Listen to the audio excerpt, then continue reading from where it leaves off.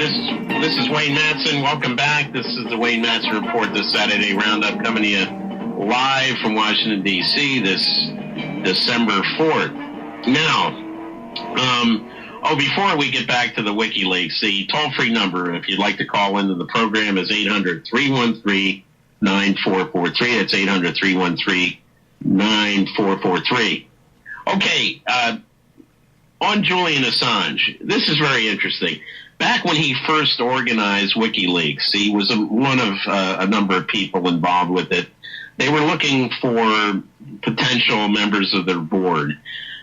This is an email from Assange dated 8 January 2007, and this is to his list. And he's basically kind of bad-mouthing myself and John Young, who I just read you his latest on what he thinks about WikiLeaks on his website, cryptome.org. Excellent website. I highly recommend it.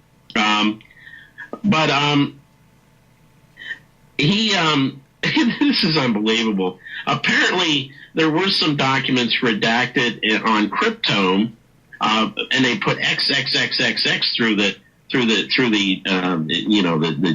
information they wanted blocked. This is exactly what's being done now with Assange and his State Department cables, XXXXX.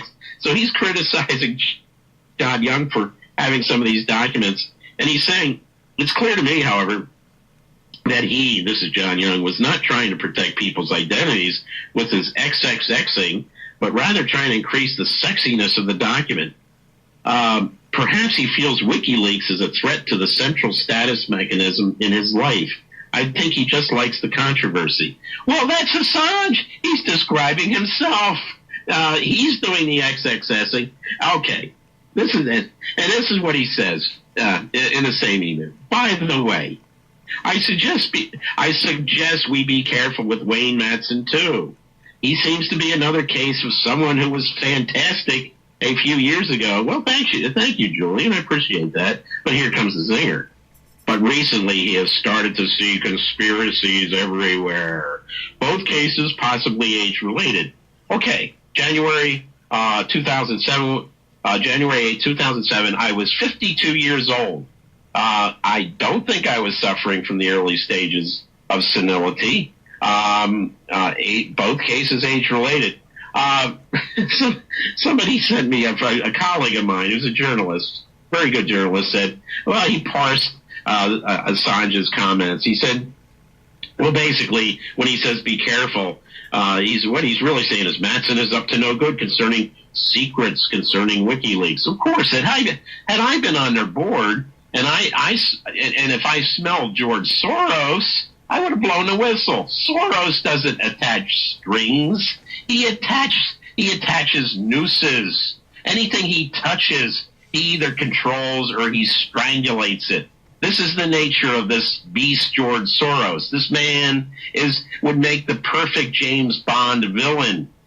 He and his partner in crime, Rupert Murdoch, one controls the left, that's Soros, the other controls the right, and then they just, they get together and they must laugh hilariously about what they're doing. Look how we're controlling all the information in the entire world. Aren't we important? Aren't we powerful? Both these guys are just inhumane ogres. Not to disparage ogres. I'll probably hear from the National Association for the Protection of Ogres, but these are just hideous individuals, Murdoch and Soros, and they're playing the billions of people around the world for suckers. And it's high time we call them both out on it. They're just these are unbelievably evil people, and we see this whole thing now being played out with this WikiLeaks controversy. These documents cherry-picked for the benefit, obviously, of Bibi Netanyahu. And if you don't think that particular country engages in this type of activity, I remind everyone of what happened back in the lead-up to the Iraq War. Those phony documents from the Niger, about yellow cake uranium, all produced, all manufactured by the same elements that are now crowing about these WikiLeaks State Department cables that have been totally hand-selected. Let's go quickly before we take a break. Byron is calling from Canada. Byron, are you with us? Yeah, Wayne. Hey, there's just one thing that I was kind of amazed, or not amazed, but kind of curious. You remember, the one memo that was leaked where it said the Saudi king, remember he said, he said the United States needs to go and cut the head off of the snake. Remember? Yes. Where did you hear that before? Wasn't that one somebody in the Bush administration? Maybe it was Colin Powell in front of Colin the UN, Powell, right? On Saddam Hussein that we're going to go over there and cut the head off the snake.